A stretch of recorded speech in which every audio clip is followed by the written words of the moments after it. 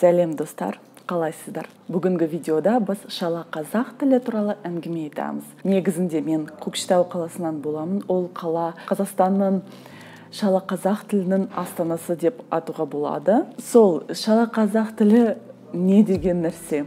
Ол орыс тілі мен қазақ тілі екі тілді біріктіреді. Мысалы, мен ақш-да болған кезде Spanglish деген нәрсе туралы білдім. Spanglish ол Spanish және English. Испан және ағылшын тілді біріктіреді. Шала қазақша сөйлемдер туралы пікір қалдырыңыздар. Қандай шала қазақша сөйлемдер білесіздер? Ал мен сіздерге өзімнің топ 10, топ 10 деген айтайын. Қараңыздар, мен шала қазақша сөйлей бастадым. Ол маған көмектеседі. Өйткені мен жақсы 100%-ға қазақша сөйлей алмаймын. Мен жақсы сөйлей аламын, бірақ нағыз әдеби тілмен менде сөздердің осындай сөздік жоқ менде. Осылай айтайын. Ал кеттік. Сол біріншіден қазақша көбінесе, ол шала қазақша, көбінесе қазақша жақсы білетін адамдар айтады. Мен оны түсінбеймін. Өйткені, мысалы, мен қазақша кейбір сөздерді білмеймін. Сол сөзді білмесем, мен орысша сөз оның орнына тұрғызамын, қалай дұрыс айтса болады.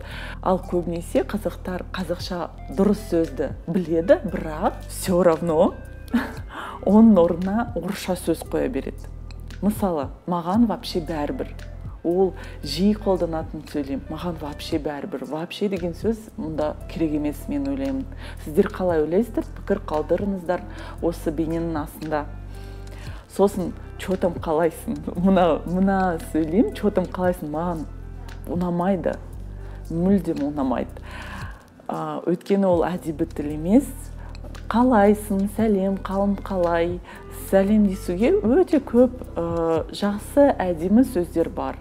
Қайырлы түн, қайырлы таң, қайырлы кеш, сәлем, қалың қалай? Өте көп нұсқа бар. Сіздерде қандай нұсқа бар сәлемдесу үшін? Айтыңыздар. Сосын мұсылмандар ассаламуалейкум, уалейкум ассалам деп айтады.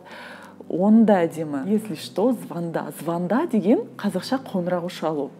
Бірақ бұл сөйлемде мен осылай айтайын.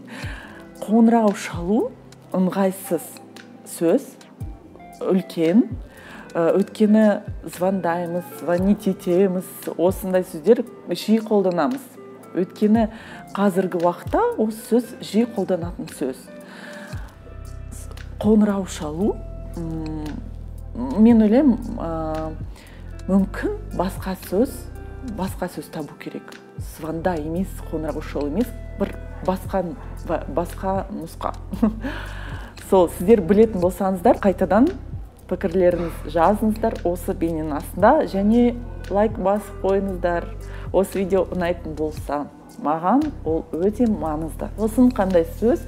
Культура жоқ қой. Культура деген мәдениет жоқ қой деп айтуға болады, бірақ мен жиі естимін, культура жоқ қой, сосын мелочь жоқ қой, осындай сөйлемдер. Шүкір пойдет деген әдемі емес, әдеби емес, алға шүкір. Жақсы, алға шүкір болды. Басқа сөз керек жоқ мұнда. Пойдет деген сөз орысшада әдемі сөз емес, қазақша да әдемі емес.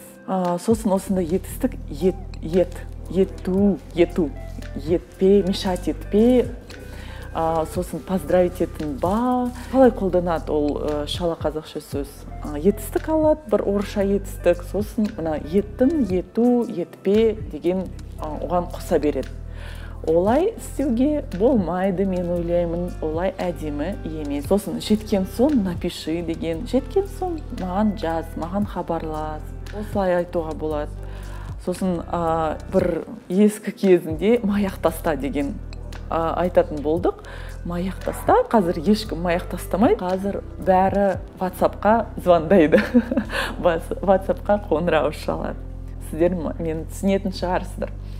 Сосын соңғы сөз мен білетін, қазір есіне түскен сөз, ол костюм шалбар.